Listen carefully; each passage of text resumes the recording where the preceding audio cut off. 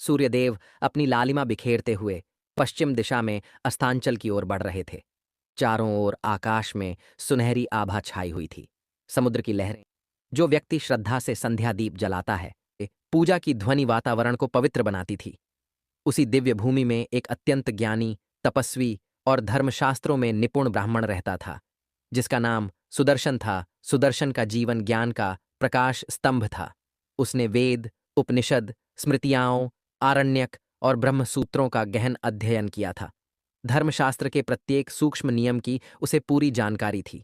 यज्ञ, अनुष्ठान और वेदपाठ में उसकी निपुणता इतनी अद्भुत थी कि नगर के लोग उसे ब्राह्मण श्रेष्ठ पर केवल एक कर्तव्य के रूप में उसके हृदय में श्रद्धा की वह आर्द्र की पत्नी सुशीला एक अत्यंत पुण्यवती, सती और भक्तिमती नारी थी।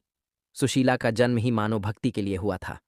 उसका मन हर क्षण ईश्वर में रमा रहता था। उसके नेत्रों में सदा भक्ति की अश्रुधारा झिलमिलाती रहती थी और उसकी वाणी से हर समय भगवान विष्णु के नाम की मधुर गूंज निकलती थी। सुशीला का जीवन एक अनुशासन की मूर्ति था। प्रतिदिन वह ब्रह्म मुहूर्त में, जब संपूर्ण संसार निद्रा में लीन रहता था, वह उठ जाती थी, ठंडे जल से स्नान करती, स्वच्छ वस्त्र धारण कर अपने घर के मंदिर में दीप जलाती और अत्यंत श्रद्धा से भगवान विष्णु की आराधना करती। उसका भक्तिभाव ऐसा था मानो स्वयं देवी लक्ष्मी उसके हृदय में वास करती हों। सुबह का समय हो या दोपहर का, सुशीला का मन सदा भगवान के नाम में लीन रहता था। जब संध्या होती और सूर्यदेव अस्ताचल की ओर गमन करने लगते, तब उसका भक्तिभाव और भी प्रबल हो जाता। वह पूरे घर को लीप पोत कर स्वच्छ करती और अपने आंगन को ऐसे सजाती जैसे कोई देवालय हो। फिर वह अपने मन को पूर्ण शुद्ध कर पवित्र भाव से द्वार के पास जाती और एक छोटा सा दीपक अपने हाथों से प्रज्वलित करती। उस दीपक का प्रकाश जैसे अंधकार को नहीं बल्कि अज्ञान को नष्ट करता था। जब वह दीप जलता, तब सुशीला अपने दोनों हाथ जोड़कर भगवान से प्रार्थना करती और कहती, हे प्रभु, यह दीप केवल मेरे घर के लिए नहीं, यह आपके चरणों के लिए है। इसमें मैं अपनी श्रद्धा की ज्योति अर्पित करती हूँ।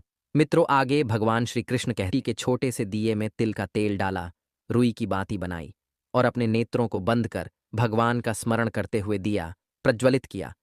उसी समय उसका पति सुदर्शन वहां आ गया और सुशीला का उपहास करते हुए बोला, हे वल्लभे, तुम यह दीप प्रतिदिन क्यों जलाती हो? इससे क्या लाभ होता है? यह तो व्यर्थ ही तेल की बर्बादी है। मित्रों, अपने पति के मुख से ये शब्द सुनकर सुशीला शांत हो गई। उसने कोई क्रोध नहीं किया, कोई कटु वचन नहीं कहा।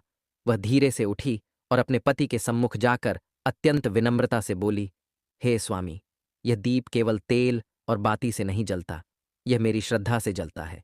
यह दीपक मेरे हृदय की भक्ति का प्रतीक है। इससे घर में देवी लक्ष्मी का आगमन होता है और धर्म का प्रकाश फैलता है। अपनी पत्नी की यह बात सुनकर सुदर्शन, जो तर्क और ज्ञान के अभिमान में डूबा था, हंसकर बोला, हे वल्लभे, यदि यह दीप इतना चमत्कारी है तो ठीक है। मैं भी देखना चाहता हूं कि क्या यह तुम्हें किसी संकट से बचा सकता है। वैसे तो मुझे यह सब अंधविश्वास प्रतीत होता है। अपने पति की इन बातों को सुनकर सुशीला को बहुत दुख हुआ, परंतु उसने कुछ नहीं कहा। उसने केवल शांत स्वर में इतना कहा, हे स्वामी, संकट के समय भक्ति की परीक्षा होती है और जो भक्ति सच्ची होती है वह हर परीक्षा में उत्तीर्ण होती है। इतना कहकर वह घर का काम करने चली गई। मित्रों, धीरे धीरे समय बीतता गया। ऋतुएं बदलीं, समय बदला। फिर एक दिन अचानक से कुछ ऐसा घटित हुआ जो सुदर्शन के जीवन की राजमहल तक में अन्न की कमी होने लगी। मित्रों, आगे श्री था। वहां अब चूल्हा तक ठंडा पड़ा था। वेदपाठ का स्वर अब भूख की आह से दब गया था। घर में रखे अन्न के दाने समाप्त हो चुके थे और जल का एक पात्र तक दुर्लभ हो गया था। सुदर्शन, जो स्वयं को बड़ा ज्ञानी समझता था, अब विवश हो गया। उसके मुख पर निराशा की रेखाएं उभर आईं, परंतु इतना सब कुछ होने के बाद भी सुशीला का विश्वास अडिग था। उसने अपने प्रभु में विश्वास कभी नहीं छोड़ा। वह भूखी रह लेती थी, परंतु दीपक फिर भी जलाती थी। उसने अपने नेत्रों में आशा की ज्योति रखी और अपने पति से कहा, हे स्वामी, यह दीप चाहे कितना ही छोटा हो, पर इसका प्रकाश मेरे विश्वास से बड़ा है।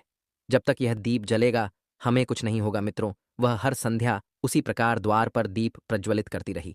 उसके घर में अन्न जल समाप्त हो चुका था। इसके बाद भी वह दीप जलाती थी, क्योंकि ईश्वर के प्रति उसका विश्वास पर विश्वास की आभा अब भी झिलमिला रही थी। उसके हृदय में बस एक ही भाव था, प्रभु, मेरा दीप आपका प्रतीक है। जब तक यह जलता रहेगा, मेरा मन भी आपके चरणों से जुड़ा रहेगा। वह मन ही मन परमात्मा से प्रार्थना कर ही रही थी कि तभी अचानक से वातावरण में एक अद्भुत परिवर्तन हुआ। दीपक की लौ एकाएक ऊंची उठी और चारों ओर एक दिव्य प्रकाश फैल गया। सुशीला ने चकित होकर इधर उधर देखा। उसे समझ में नहीं आ रहा था कि उसके साथ क्या हो रहा है। तभी उसकी दृष्टि द्वार पर पड़ी, जहां एक अत्यंत सुंदर, तेजोमयी और दिव्य स्त्री खड़ी थी। उनका रूप ऐसा था कि वर्णन करना कठिन था। उनके वस्त्र स्वर्ण के समान चमक रहे थे, उनके नेत्रों से करुणा की मधुर किरणें निकल रही थीं और उनके चरणों के स्पर्श से पृथ्वी पर पुष्प खिल उठे थे। हे देवर्षि, वह कोई साधारण नारी नहीं